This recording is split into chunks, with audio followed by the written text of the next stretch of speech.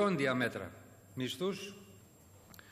Αλλά ο προϋπολογισμός του 2012 The 2012 budget is a difficult one. It has ambitious goals and will be rolled out during uncertain economic times.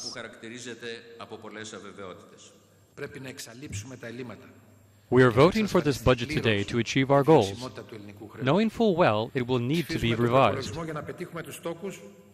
Αλλά και γνωρίζοντας ότι αυτό χρειάζεται την ανάκαμψη.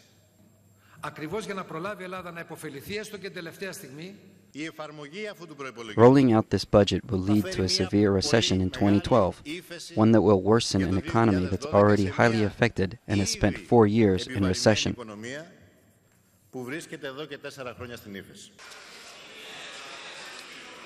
Παιδιά, σιγά, θα τα βρούμε.